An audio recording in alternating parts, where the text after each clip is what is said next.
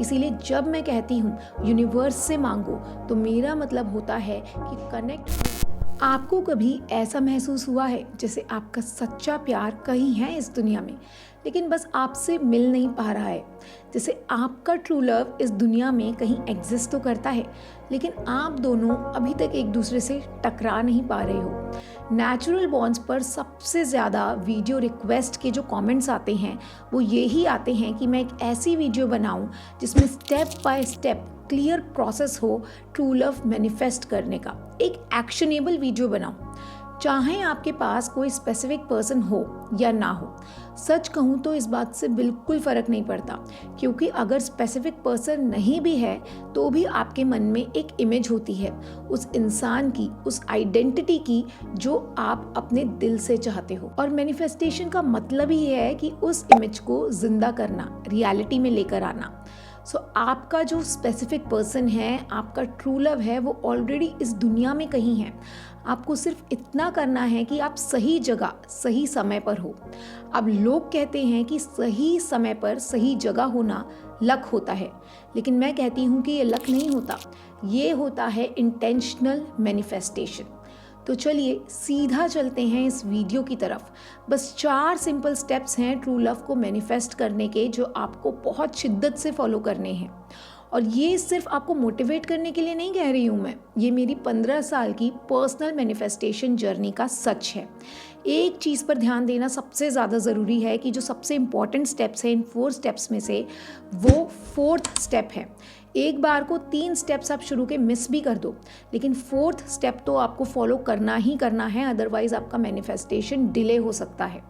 तो प्लीज़ अब मेरी वीडियो ध्यान से सुनिए, एक पेन और पेपर ले लीजिए इंपॉर्टेंट पॉइंट्स नोट करने के लिए, क्योंकि ये वीडियो सिर्फ सुनने के लिए नहीं है बल्कि साथ में एक्शंस लेने के लिए भी है।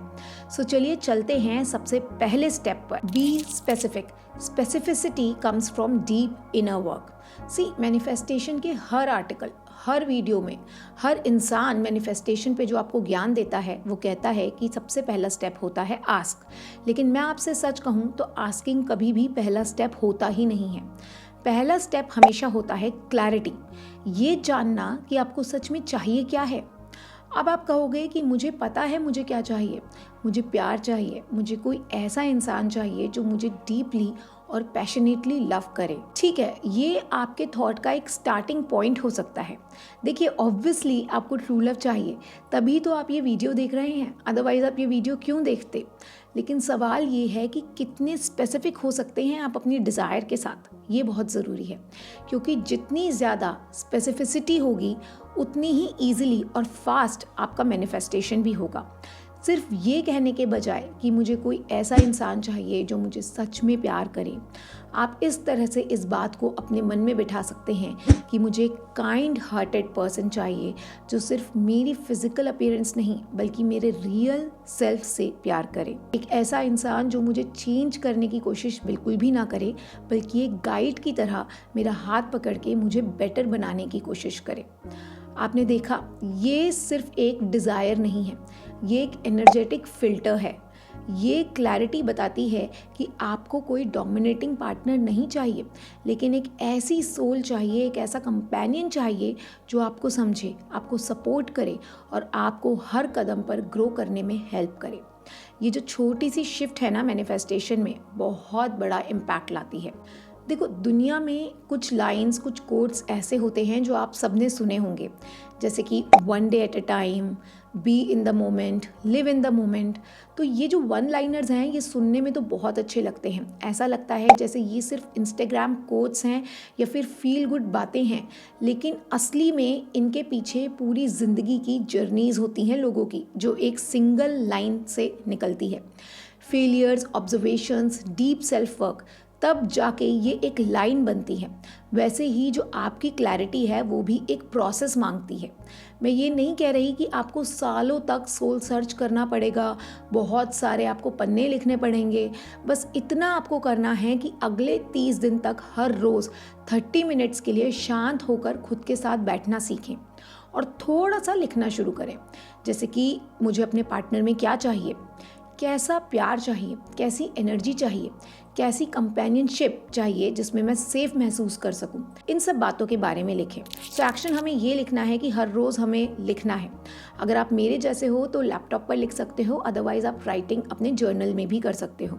लेकिन लिखना ज़रूरी है क्योंकि स्पेसिफिसिटी बिना बैकग्राउंड वर्क के नहीं आती, और बैकग्राउंड वर्क है अपने फीलिंग्स, अपने इमोशंस और अपनी मांगों को लिखना। और अगर आपको लगता है कि यार मैं स्टार्ट कहाँ से करूँ, क्या लिखूँ, मुझे तो कुछ समझ नहीं आ रहा, तो ये वही जगह है जहाँ मेरा ट्रू लव मैनिफेस्टेशन कोर्स आपका गाइड बन सकता है। इस कोर्स में मैंने ये पूरा प्रोसेस बिल्कुल क्लैरिटी और पूरे प्रैक्टिकल के साथ अच्छी डेप्थ में समझाया है। तो if you are really serious about this, you can check out the true love manifestation course. उसका लिंक डिस्क्रिप्शन बॉक्स में है। Now let's move on to the step number 2, asking from the universe. जब आप अपनी desire को clearly समझ चुके हो, उसे एक क्लियर वन लाइनर में लिख चुके हो, तो अब वक्त होता है यूनिवर्स से उसे मांगने का। यहाँ पर कई बारी लोग जो हैं वो बहुत कमेंट करते हैं मुझे, और वो बोलते हैं कि यूनिवर्स से मांगना कुछ नहीं होता, ये सब बेवकूफ़ी है, क्योंकि सब कुछ तो सबकॉन्शियस माइंड ही करता है। और यहाँ पर मैं आपको ये ही डीपर क्लैरिटी एक देना चाहती हूँ। देखिए, जो आपका सबकॉन्शियस माइंड है वो सीधा जुड़ा होता है आपके अनकॉन्शियस माइंड से, और जो आपका अनकॉन्शियस माइंड है वो कनेक्टेड होता है यूनिवर्सल माइंड, यानी कि सामूहिक चेतना, यानी कि ऑल परवेडिंग कॉन्शियसनेस से। इसे एक आप छोटी सी इमेजरी में अगर समझेंगे तो आपको आसानी होगी। जैसे एक बूंद पानी की समुंदर से अलग लगती है, लेकिन जैसे ही वो समुंदर में समा जाती है वो खुद समुंदर बन जाती है, फिर आप बूंद को समुंदर से अलग नहीं कर सकते।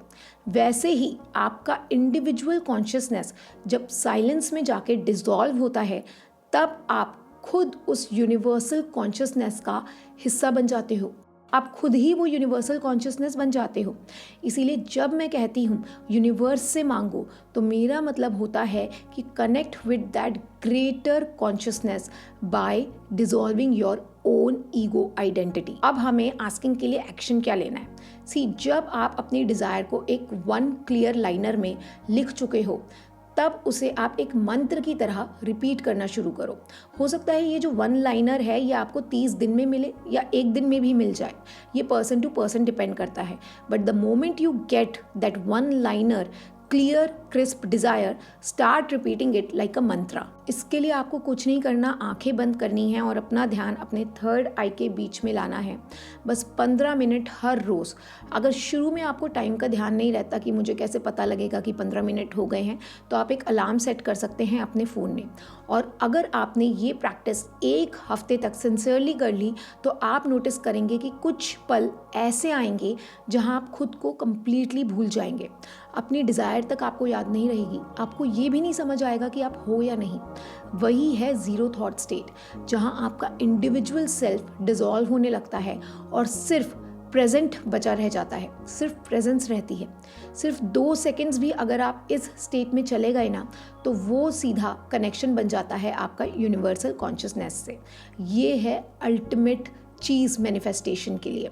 और जब ये एक्सपीरियंस बार बार होने लगता है, तब आपको कुछ मांगने की ज़रूरत भी नहीं पड़ती, सब कुछ अपने आप आपकी ज़िंदगी में आने लगता है। लेकिन इस लेवल तक पहुंचने के लिए आपको चाहिए डिसिप्लिन, साइलेंस और मेडिटेशन। इन तीनों चीज़ों की प्रैक्टिस चाहिए। आपको खुद के साथ बैठना होगा हर दिन, बिना एक्सपेक्टेशन के कि आज मुझे ज़ीरो थॉट स्टेट में जाना है। ये एक्सपेक्टेशन आप हटा दें। और अगर आपने मेरा true love manifestation course already join कर लिया है, तो उसमें यही गाइडेड मेडिटेशन में आपको एक वीडियो मिलेगा जो आप हर रोज़ करेंगे। उसके लिए आपको अलार्म सेट करने के लिए भी ज़रूरत नहीं है। वहाँ मैंने बिल्कुल स्टेप बाय स्टेप आपको ज़ीरो थॉट स्टेट की प्रैक्टिकल मेडिटेशन सिखाई है। तो चलिए अब हम चलते हैं स्टेप नंबर 3 पे, which is cultivating love and trust in the universe. Premanand Maharaj ji कहते हैं कि भक्ति का मार्ग भरोसे पर टिका है, लेकिन मैं मानती हूँ कि भक्ति हो या मैनिफेस्टेशन, हर चीज़ इस दुनिया में सिर्फ और सिर्फ भरोसे पर ही टिकी है। जैसे एक छोटा बच्चा बिना किसी डाउट के अपनी माँ पर भरोसा करता है, वैसे ही जब आपका भरोसा यूनिवर्स पर उतना ही मासूमियत से हो जाता है, तब सब कुछ नेचुरली अलाइन होने लगता है। हमारी सबसे बड़ी प्रॉब्लम ही ये होती है कि हमें यूनिवर्स पर भरोसा ही नहीं हो पाता। बहुत टफ लगता है ये। हम हमेशा सोचते हैं कि हमें सब कुछ खुद ही करना पड़ेगा, क्योंकि अगर हम खुद नहीं करेंगे तो वो कैसे होगा। और यही करता भाव, यही डाउट वही चीज़ें रोक देता है जो होने वाली होती हैं। जब आप यूनिवर्स से कुछ मांगते हो तो आपको उस मांग में स्पेस भी देना पड़ता है, लेकिन वो स्पेस तभी आता है जब आप अपने अंदर का डर निकाल देते हैं, भरोसा आप करना स्टार्ट करते हैं। और भरोसा तभी आता है जब आपका अपने यूनिवर्स से जेन्युइन प्रेम होता है। ये एक इंटीग्रेटेड प्रोसेस है और यही वहीं पे प्रॉब्लम आ जाती है कि हमें अपने यूनिवर्स से प्यार नहीं हो पाता, और प्यार नहीं हो पाता इसीलिए हमें अपने यूनिवर्स पर भरोसा नहीं हो पाता। मैं पहले भी कह चुकी हूँ कि हर किसी के लिए यूनिवर्स का जो मतलब है ना वो अलग होता है। किसी के लिए वो एक निराकार ऊर्जा होती है, तो किसी के लिए वो साकार मूर्ति जैसे कृष्ण, राम, राधा, हनुमान इसके रूप में होती है। जिस पर भी आपकी आस्था टिकी है वही आपका यूनिवर्स है। और जब तक आप उससे प्यार नहीं करोगे ना, तब तक ट्रस्ट सिर्फ एक सोच, एक आइडिया बनकर रह जाएगा। वो कभी आपके अनुभव में नहीं आएगा। सिर्फ रोज़ की पूजा या एक फिक्स्ड रिचुअल से प्यार नहीं पैदा होता। प्यार तब आता है जब आप अपने अस्तित्व को भूल जाते हो, जब आप अंदर से मानते हो कि मैं उसकी बच्ची हूँ, जो भी वो करेगा मेरे लिए ही करेगा, मेरे हित के लिए ही करेगा। लेकिन अब सवाल आता है कि ये प्यार कैसे आए। इसका कोई फॉर्मूला नहीं है, टू बी वेरी फ्रैंक, लेकिन एक ऐसी क्रिया है जो आपके अंदर ये प्रेम और भरोसा डेवलप करने लगती है, और उस क्रिया का नाम है नाम जप। नाम जप मैनिफेस्टेशन में कैसे हेल्प करता है, इस पे मैंने एक अलग वीडियो ऑलरेडी बनाई हुई है। उसका लिंक अभी स्क्रीन पर फ्लैश हो रहा होगा, ज़रूर उस वीडियो को देखिएगा। लेकिन यहाँ पर आपको एक छोटी सी प्रैक्टिस शुरू करनी है। अगर आप स्टेप 2 का मेडिटेशन कर रहे हैं तो उसके तुरंत बाद, जैसे ही वो मेडिटेशन एंड हो जाए, उसके बाद बैठकर आप 10 मिनट्स के लिए नाम जप कर सकते हैं। या फिर दिन में कभी भी शांत होकर आंखें बंद करके एक किसी अच्छी जगह बैठकर अपने यूनिवर्स को प्यार से याद कर सकते हैं, उसे प्यार से पुकार सकते हैं। Now comes the very important step, step number 4, surrendering your desires and yourself. आपने कभी ना कभी किसी छोटे बच्चे को कस के गले ज़रूर लगाया होगा।